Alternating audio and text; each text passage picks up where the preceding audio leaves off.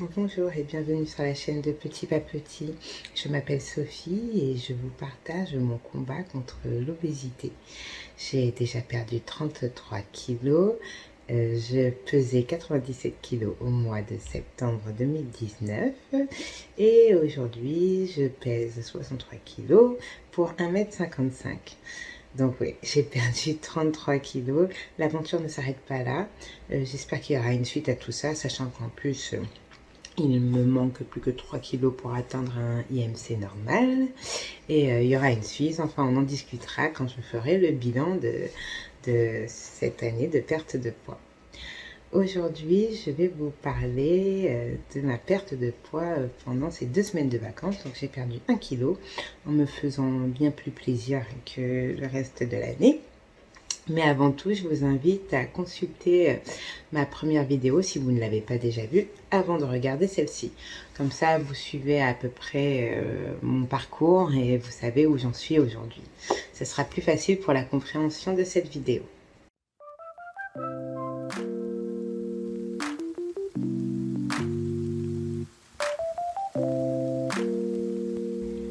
Il est important de préciser que je vous donne des petits conseils s'ils vous seront utiles en fait. C'est-à-dire que je ne veux pas vous donner un programme de perte de poids, de vous dire il faut faire comme ci, il faut faire comme ça. Votre corps est forcément différent du mien, votre métabolisme est forcément différent du mien. Il y a également l'aspect psychologique qu'il faut prendre en compte. Donc, je vous invite quand même de vous faire suivre par un médecin et de ne pas vous lancer dans des régimes alimentaires ou des choses qui vous feront peut-être perdre du poids, mais peut-être en reprendre, voire le double. Enfin, on connaît tous l'effet yo-yo. Donc, surtout, prenez soin de vous et ne vous affamez pas et surtout ne vous frustrez pas. C'est le plus important. Et renseignez-vous, essayez de vous éduquer sur l'alimentation. Et faites les choses en fonction de vous, vraiment de vous. C'est important. Mais si je peux vous donner quelques petits éléments qui pourraient vous aider, même serait-ce qu'un, ou juste vous donner de l'espoir, vous dire que tout est possible, c'est déjà très important pour moi. Nous sommes partis dans le sud de Montpellier pour 2 semaines de vacances. Je me posais la question de est-ce que je prends ma balance? Est-ce que je la prends pas? On en a longuement discuté, puis on avait décidé de la prendre et au dernier moment, j'ai voulu faire le test de m'en séparer, surtout que bon, c'est que pour 2 semaines. Malgré tout, ça a été difficile. Ça a été difficile parce que justement, j'avais pas mes petites habitudes. J'avais décidé de faire les choses autrement. Et on a quand même mangé dans pas mal de restaurants, mais j'ai compensé tout ça avec l'activité physique. Donc par exemple, qu'est-ce que je mangeais au restaurant? Ça restait principalement quand même des assiettes assez saines. Du riz, du poisson, du riz, du poisson. Mais ça dépendait également des accompagnements. Qu'importe que ce soit le midi, qu'importe que ce soit le soir, sachant qu'en plus on pratiquait une activité physique quand même très soutenue, dans le sens où je marchais et courais, les deux à la fois, hein, c'est un regroupement des deux, 15 à 25 je crois, kilomètres par jour, sans parler qu'on a fait du kayak, de la natation, avec des palmes, sans les palmes, voilà, la course à pied et la randonnée, ce qui fait quand même pas mal d'activités en 2 semaines, quoi. Et on s'est super amusé, ça n'a pas été du tout restrictif pour moi, dans le sens où, bon, bah, je pratique quand même une activité physique assez soutenue chaque semaine, donc il n'y avait pas de problème. Mais effectivement, j'ai quand même parcouru plus de kilomètres par jour qu'à la maison pour pouvoir boire mes petits mojitos et pour pouvoir manger sans trop me prendre la tête. Donc, petit conseil par exemple pour les plats. Il est mieux de regarder quand même sur internet les restaurants dans le coin où vous désirez manger et regarder les photos. Il y a plein de gens qui postent des photos sur, je sais pas comment prononcer ça, aïe aïe aïe, vous moquez pas, hein, mon anglais il est nul de chez nul. TripAdvisor, ah je crois que j'ai réussi. Vous pouvez trouver des photos de menus, de plats, où vous pouvez voir les légumes qui accompagnent le poisson ou la viande. Moi, je ne mange que du poisson, dans mon cas personnel. Ce qui fait que, bon, vous pouvez imaginer le taux de graisse, enfin, vous voyez ce que vous allez consommer. Je précise que je mange entre 1300 et 1500 calories par jour. C'est parce que ça me va. J'ai fait plusieurs essais. J'ai essayé d'écouter mon corps. J'ai essayé de voir ce qui me faisait prendre et ce qui ne me faisait pas prendre, ce qui me faisait voir perdre. Comment rythmer mes repas sans vivre une totale frustration. Donc, pour moi, c'est ma propre expérience. Ne vous retrouvez pas à manger 1300 calories si vous mourrez de faim. Surtout si vous commencez au tout début, vous n'allez pas vous retrouver à manger 1300 calories. Ça dépend de votre appétit, ça dépend de plein de choses. Le plus important, c'est d'être en déficit calorique, mais pas trop. Ne vous retrouvez pas à manger 700 calories, mais c'est pas bon. Vous allez vous sentir pas très bien. Éviter, c'est pas une chose à faire et de toute façon, vous allez craquer. Donc, je réponds également à la question qui m'a été souvent posée, comment je compte mes calories. C'est simple, je regarde derrière les paquets. Par exemple, pour le riz, les pâtes, faites attention, ne confondez pas les grammes cuits et les grammes crus. Ce ne sont pas les mêmes calories. Ne vous sous-alimentez pas par erreur, quoi, par mégarde. Donc, vous trouvez toujours derrière les... Enfin, toujours. J'ai déjà mangé des aliments où je ne trouvais pas les calories derrière. Mais généralement, vous trouvez le nombre de calories par 100 grammes ou 200 grammes ou par portion également. Et il vous suffit de les peser vraiment dans une balance.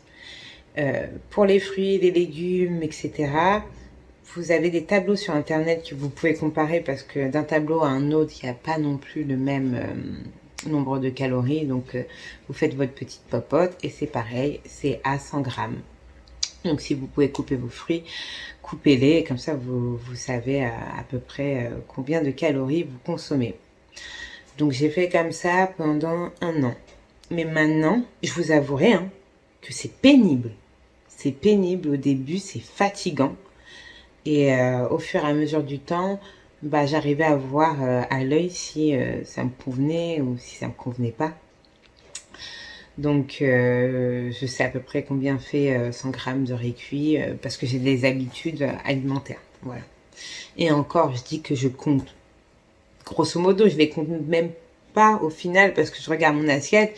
Je sais à peu près si c'est trop ou si c'est pas assez pour moi, selon mon propre appétit. Donc voilà, je regardais en fonction des assiettes des autres, sachant qu'en plus je ne mange pas de viande, donc c'est encore plus compliqué. Et ça aide pas mal. Il est très rare que je consomme du sucre raffiné.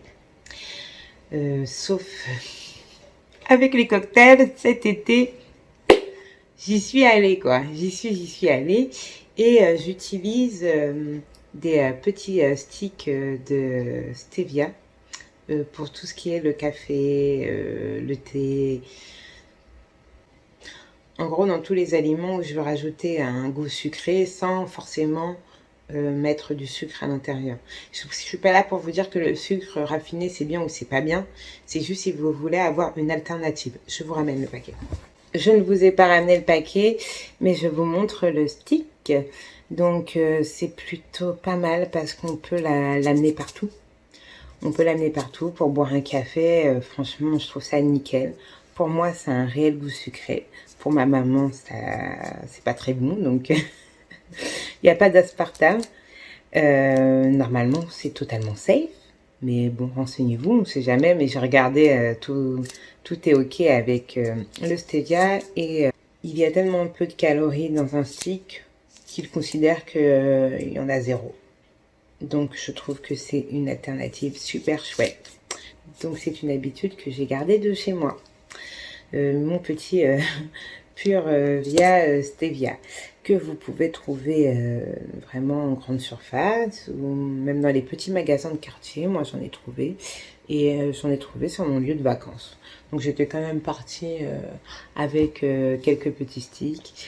Je mange également du porridge le matin sans lait, mais avec le substitut du lait d'avoine. Donc je fais mon porridge comme ça et je rajoute mon petit stick. J'ai pu trouver tout ça dans le magasin sans problème. Donc ça c'était nickel, j'ai pu prendre mon petit déjeuner comme d'habitude. Donc pour les restaurants, c'était principalement du riz et du poisson. Et il y avait toutes sortes de poissons parce qu'on était juste à côté d'un port, donc on mangeait du bon poisson frais. Pour les boissons alcoolisées, je crois que les moins caloriques sont le vin rouge, le champagne, et pour les cocktails, il y avait le mimosa. Enfin, vous pouvez consulter ça sur internet. Donc moi j'ai pas pris le truc le moins calorique, je vous avouerai. J'ai pris le petit mojito parce que c'était vraiment mon plaisir. Est-ce que j'ai mangé vraiment des choses très caloriques à part une pizza, une margarita, et c'est la pizza la moins calorique. Je crois que c'est 700 calories la pizza. Ça aurait été préférable de manger juste une part, parce que franchement je vous avouerai que ça m'a mis quand même dans un état d'angoisse et c'était pas non plus le but, mais finalement ça a eu aucune conséquence. On a fait exprès de choisir par contre une pizza dans un vrai restaurant et j'ai regardé les photos parce que on voit quand même assez facilement les grosses pizzas de petits kebabs de quartier là toutes grasses. Ça m'intéressait pas et en plus c'est pas spécifiquement plus bon, voire moins. Je ne veux pas juger, hein, mais bon. On en connaît tous, hein, kebab qui est pas foufou. Et je préférais manger ma pizza dans un restaurant. En fait, tous mes craquages, je préfère les faire. C'est pas des craquages, c'est faux. Ce sont des plaisirs. Ce ne sont pas des craquages, je me reprends. Tous mes petits plaisirs, je préfère les faire dans un vrai restaurant pour avoir un vrai goût que de manger une cochonnerie pour manger une cochonnerie. J'ai mangé également un hamburger dans un restaurant, toujours. Un burger au saumon. Il n'était pas foufou, mais au moins il n'était pas plein de sauce, donc ça allait. Et il y avait également les planchas, ça c'est pas mal. C'est vraiment pas mal. On a partagé une plancha, lui viande, moi poisson. Et c'est très sain, c'est diète. Il n'y a pas de problème. Par contre, les patates, les patates qui étaient accompagnées dans mon assiette, elles étaient bien huileuses. Même les légumes, hein. Tous les plats que j'ai mangés avec des légumes, oh, c'était plein d'huile, mais j'y ai survécu et c'était bon. Franchement, on s'est fait plaisir. Pas mal de risotto également. Après, vous pouvez manger des petites salades, etc. Mais les salades, allez visionner quand même les photos parce que vous avez des salades qui sont bien plus caloriques qu'une assiette de riz poisson, voire de risotto poisson. Les salades, il faut s'en méfier. Si vous savez à quoi vous attendre, il n'y a aucun problème, hein, mangez votre salade. Pour les boissons non alcoolisées, et ben, vous avez tous les fruits pressés. Moi, je buvais des jus de citron. Si c'est trop acide,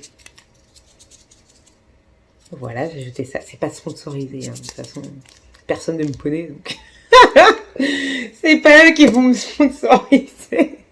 Mais c'est vraiment que j'en consomme au quotidien. Donc voilà, j'ai mangé un petit peu de frites, un peu de burger, j'ai bu de l'alcool, attention, modérément, j'ai pas fini carpette. De toute façon, il faut courir le lendemain matin. Et en parlant de course à pied, j'ai couru un jour sur deux, entre 5 km, et puis la dernière fois c'était 11 km, mais c'était généralement à peu près 7 km, je crois. Un jour sur deux, sans parler des balades tous les jours. Et franchement, ça c'est mon grand plaisir, marcher. J'adore ça. J'ai l'impression d'être à l'aventure. C'est vraiment pas une plaie, quoi. Donc même si vous allez dans un endroit véhiculé, vous pouvez peut-être vous arrêter un parking avant celui que vous avez envisagé de vous garer et faire un petit kilomètre de plus, 1 kilomètre plus 1 kilomètre plus 1 kilomètre, et bah dans votre journée ça va vite, hein, ça rajoute des efforts, quoi. Du coup, en faisant comme ça, en continuant à faire attention, mais en me faisant plaisir, en pratiquant plusieurs sports, parce que oui, aussi vous pouvez faire du kayak, du canoë, du paddle. Il y a plein d'activités en vacances qui vous permettent de vous dépenser. Ça reste des vacances, hein. Ça reste des vacances, ça reste du plaisir, du VTT ou aller nager. Il faut rajouter tout ça dans votre journée et franchement, ça vous fait brûler pas mal de calories. Donc moi, je me servais de ma montre Garmin pour consulter le nombre de calories que j'avais perdu. Bien entendu, ce n'est pas une science exacte, mais mon objectif, c'était que ça dépasse ce que je faisais à la maison. Donc avec les données que je consultais déjà chez moi. Et je crois qu'on était aux 800 à peu près, 800 calories de brûler par jour. Je vous dis pas de faire pareil, mais c'est pour vous dire que vous pouvez vous faire quelques plaisirs, et si vous faites un tout petit peu plus d'efforts qu'à votre habitude, ça sera toujours ça de perdu. Et entre autres, je ne veux pas vous expliquer comment perdre du poids, mais peut-être vous donner des astuces pour limiter la casse, parce que finalement, prendre 1 ou 2 kilos pendant les vacances, normalement, on s'en fout. Moi, mon but, c'était pas de perdre, c'était de limiter la casse, et je voulais max prendre 1,5 kg. Finalement, j'en ai perdu 1 parce que je me suis éclatée à marcher. Et je peux vous dire qu'on allait au restaurant très, très, très régulièrement. Il y avait quand même des aliments qui étaient pleins d'huile, enfin, voilà. Mais ça restait des assiettes quand même assez saines. Je me suis pas tapé des trucs hyper gras, et j'aurais pas assumé. Et puis j'en ai même pas spécialement envie. Je vous avouerai que j'ai l'habitude de manger d'une certaine manière, et je suis très attachée à ma routine. Mais voilà, des petites folies comme une pizza, comme des cocktails. On en a goûté d'autres d'ailleurs qui étaient super bons. Vous sentez que les vacances me manquent? Donc pour moi, ça a été riz poisson, risotto. C'est toujours du riz. Il y avait aussi des purées et des petits légumes, des choses tellement bonnes, c'était trop bon. Donc j'ai mangé également des noix de Saint-Jacques, de la sèche, de la dorade au four. Je suis en train de manger par procuration. Ma propre histoire me donne faim. Des gambas, et voilà, surtout que bon, on peut cuisiner aussi à la résidence, hein. Nous, on l'a fait, on faisait des choses un peu plus soft quand on mangeait à l'intérieur.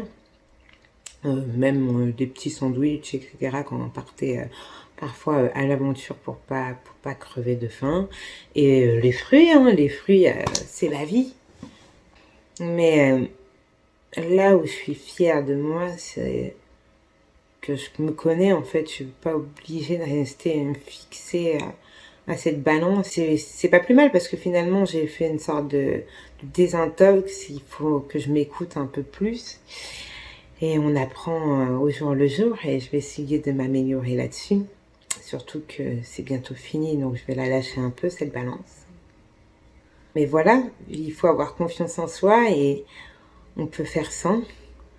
On peut faire sans. Au bout d'un an, j'ai bien appris à connaître mon corps, et à m'écouter, et à savoir me faire plaisir. J'espère que ça n'a pas été trop long et j'espère que ça vous a intéressé.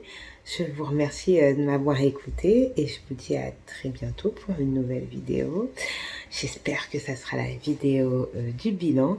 N'hésitez pas à mettre un pouce bleu à cette vidéo si elle vous a plu, et à vous abonner à activer la petite cloche. Je ne sais pas de quelle couleur est la cloche. J'essaie de faire comme les vrais youtubeurs, mais je crois que vous voyez que je galère complètement.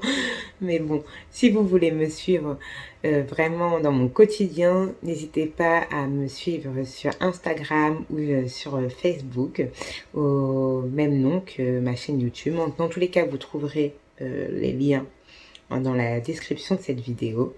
C'est vraiment sur Instagram où je suis la plus active si vous avez des questions. Et n'hésitez pas non plus à commenter la vidéo si vous avez envie de me passer un petit mot ou si vous avez des questions, j'y répondrai également. Je vous souhaite une bonne journée ou une bonne soirée. Ça dépend à quelle heure vous visionnez cette vidéo. Bye bye.